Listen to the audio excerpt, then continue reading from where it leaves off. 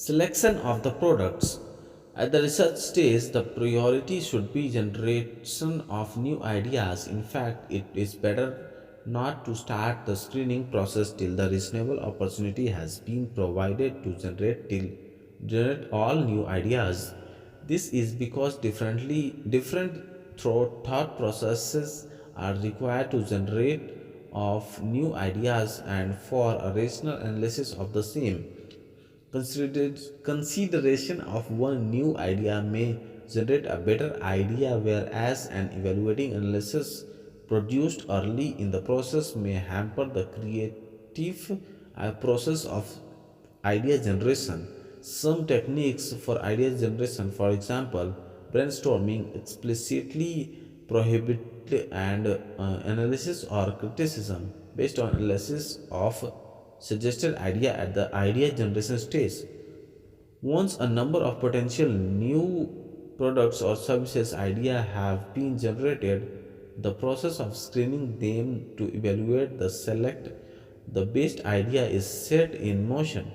This can perhaps be discussed in two phases: a qualitative phase where the new product idea is right in terms of its match with the corporate objectives and the corporate strategies of the organization.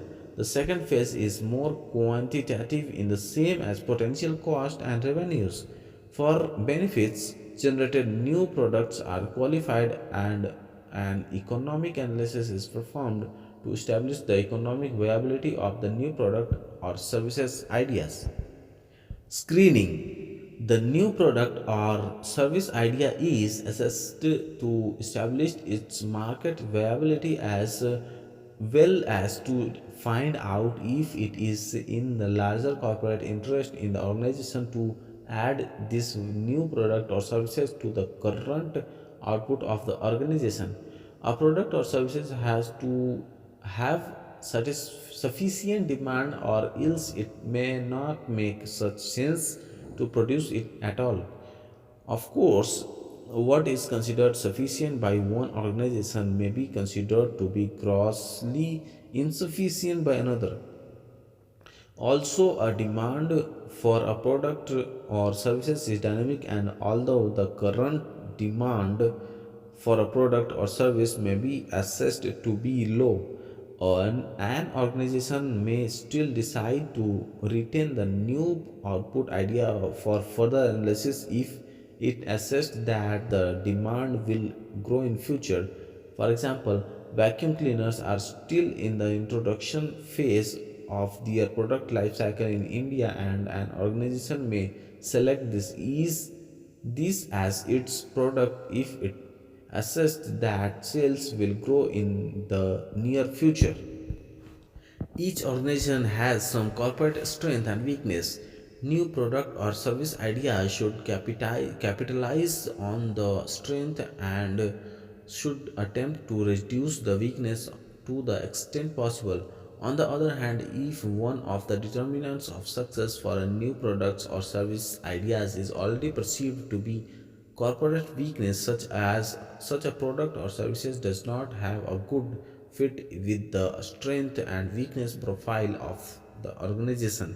For example, if strong design capability is identified as a corporate strength of an organization, then adding heat exchange to its list of products which have to be custom designed and built is trying to exploit a corporate strength. On the other hand, another organization which is identified design capability as one of the weakness would perhaps select centrifugos, which are standard products and offered off the shelf. It is important to realize that strength and weakness are relative and also perceive. The same features can be perceived to be strength by one organization and as weakness by another. For example, low investment in capital assets can be considered to be a strength, since this gives the organization greater flexibility in product selection and adjusting to changes in demands, whereas the same can be perceived to be weakness when capacity cannot be hired from outside or the quality of jobs get done from outside is unsatisfactory. What is important to ensure that there is a close match between the strength and weakness of the organization and the requirement for the product or service to succeed. In product selection, many organizations try to get synergetic result by exploring one or more of the following four factors. First, familiarity with similar products or services. Familiarity with the same or similar production or transformation processes to produce the product. Third, familiarity with the same or similar markets or market segments. Fourth, familiarity with the same or similar distribution channels. Thus, it is perhaps natural for a firm manufacturing ceiling fans to include a heat similar production process, similar market segments, and even the same distribution channel. On top of it, it can also reduce its weakness of having a highly seasonal capacity utilization. The above discussion also highlights the fact that any idea for a production or service have also to be seen in relation to the effect on the existing product or services. A new product may find a market for itself can by cannibalizing on one of the existing product. A new brand of a biscuit may create its market by a corresponding reducing in demand of another brand from the same firm unless the two are carefully targeted at different segments. We have referred to the strength and weakness of an organization as relative. But relative to what? Of course, if to the competition, there is no competition, which is very unlikely. There is no need to match the product requirement with the relative strength of an organization. For totally new product or service, even if there is no competition presently, very soon competition will perhaps develop and it is desire to remain ahead of the competition that provides the motivation for continuous inflow of new product ideas. Whatever be the relative strength and weakness of any organization, it is very unlikely that an organization can be successful or if its strengths are only in marketing, finance, and another non-operational areas.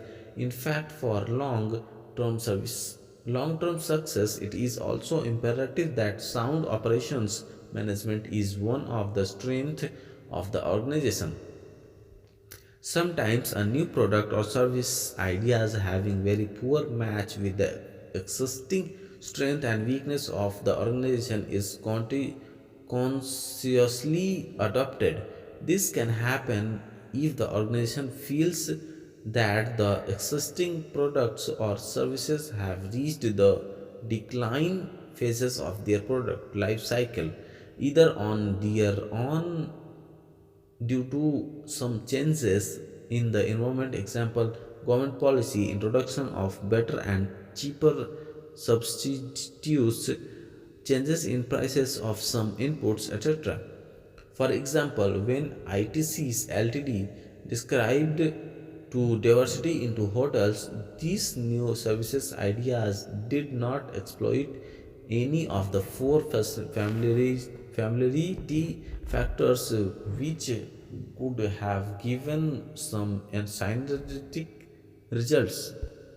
Economic analysis and economic viability of new product or services idea ties up most of the concept that we have talked so far in quantitative terms to the extent possible. What this means is that the economic value of the returns must exceed the economic value of the cost incurred to produce the output. the commercial organizations, the measurement of the returns and cost is effectively straightforward, and economic analysis in a way becomes synonyms with profitability analysis. The cash flows generated as well as consumed it if the new product or services ideas is implemented have to be established estimated for the life of the project. However, since there is a time value of money, these cash flows cannot be directly added to the subtracted, so the cash flows are discounted to take care of the time values of the money, and the net present value of all cash flows in obtained or yields. The cash flows are used to find an internal rate of return. The details of how to discount cash flows are discussed in the course. Four, non-profit organizations.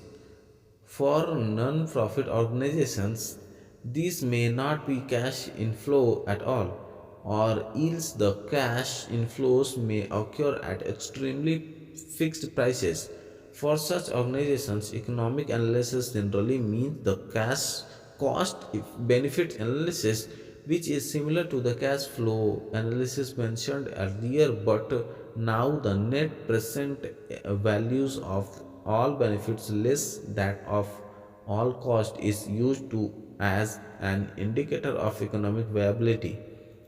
The benefits imply an addition of real resources to the society as a whole, whereas the costs imply using up real resources as a result of implementation of the new product or service ideas. These items on of cost and benefits are valued so that they reflect the social willingness to pay for some. Whereas free market conditions exist, the market prices can be used to values the cost of benefits. On the other hand, economic prices are first estimated and you then used to values those costs and benefits for which free market conditions do not exist. Economic analysis is therefore much more difficult for non profit organizations than for organizations having a profit motive.